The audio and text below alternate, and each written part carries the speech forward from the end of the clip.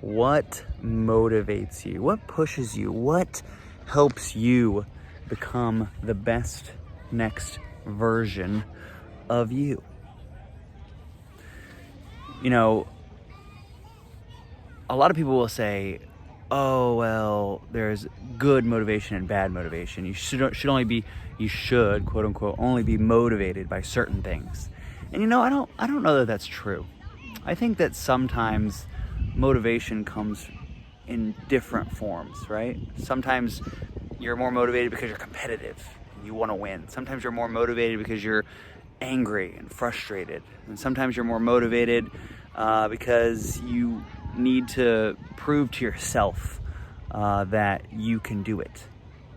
And I've had a lot of different experiences with motivation, but one experience that I remember, so many years ago, when I was in corporate fitness, I had the opportunity to go out on my own or to start a position with a new company.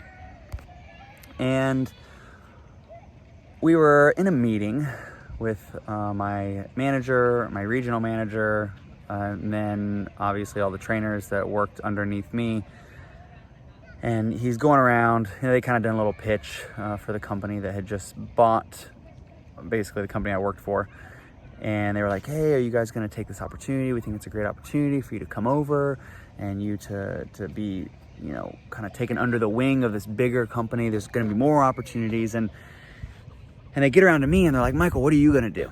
And at the time, I'm kind of the leader of all these trainers underneath me, right? Because I had taken over the club as the manager. I've been the manager for about 2 years. We were one of the highest performing clubs in the area.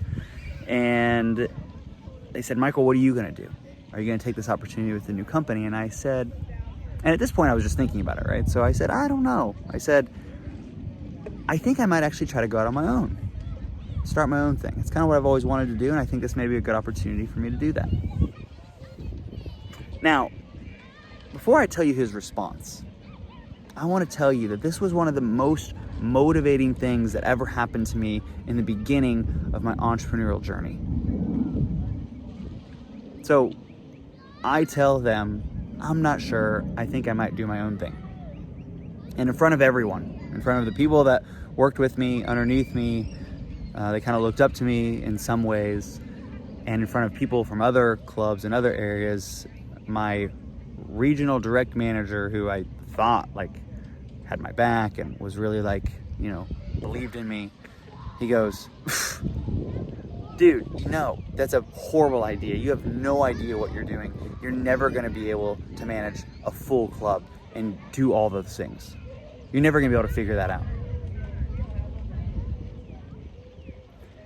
So needless to say, I absolutely did not take the job with the new company working under him still. But that, for me, was a pivotal moment, because in that exact instance, as soon as he spoke, as soon as he showed so much doubt, so much disbelief in my ability, because I knew it was in there, I knew I could. I had just been waiting for the right opportunity. Waiting, that's a whole other thing we can talk about another time. But in that moment, I made the choice. And I was motivated to make the choice because of someone else's disbelief. My desire to prove this individual wrong. My desire to show this person. And again, you got to think, right? I never graduated high school. I never went to college. I almost got fired from that job in the first 6 months because I didn't know how to sell. There's all these different things. And in that moment of him showing basically absolute disbelief that I would ever be able to achieve that, I knew what I was doing. I knew that I was starting my own company. I knew that I was going for it. I knew that I was gonna make the absolute best go at it that I could. And right, wrong, or indifferent, that motivation fueled me for a while. Several months in to kind of starting my own thing, I was struggling. I wasn't making a lot financially, which was fine. I was figuring it out as I went. But the manager of that club, or of one of the clubs under this individual, came and had lunch with me, and he said, "Hey man, how's it going? How's business?" I was like, "Oh, it's okay. We're figuring it out. I'm figuring it out as I go." And he's like, "Dude, they told me to come down here and talk to you, and you really should just come and join the team, man. Like, we're all making six figures, and we're crushing it, and things are awesome, blah, blah, blah, blah, blah." Now, was it tempting? Sure. Sure, it was tempting. Sure, it was like a little bit of that, oh man, did I make the right choice? But then I remembered that voice in the back of my head. There's no way you can do that. There's no way you can pull that off. And to me, that was fuel. And it was the fuel that I needed in that time of my life to reach my goals, to get myself to the level that I needed to be, to ultimately end up creating a company that grew to 5 locations, to ultimately, making the choice to relocate to another state and start over. Because I had that initial motivation, that initial spark. Now, why do I tell you this story? Why do I share this with you today about motivation? Because as business owners, as entrepreneurs, as people who are trying to constantly strive for more, constantly do more, get more, be more, I think that we tend to lose motivation because we think that motivation has to look a certain way. We think motivation has to be something, always has to be super positive. And I just don't think that that's true. I think that motivation comes in many forms. I think that motivation can be, it can literally be the resistance, right? It can be that competitive nature. It can be that disbelief in your ability from someone else that gets you to go out and perform your best and show up as your best and prove to yourself that you can and you will.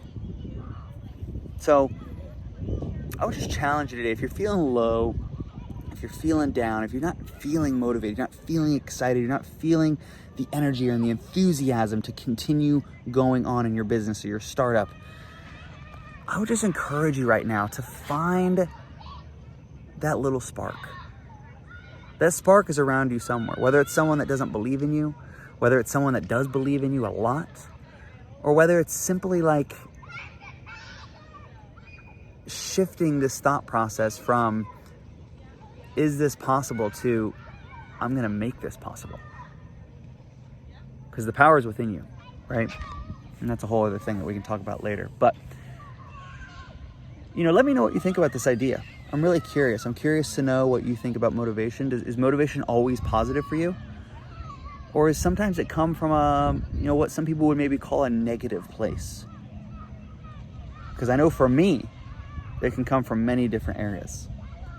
And ultimately, I also don't believe that motivation is something that we need to rely on, right? So as a final thought, as this kind of wrap this up for you, we don't always get to feel motivation.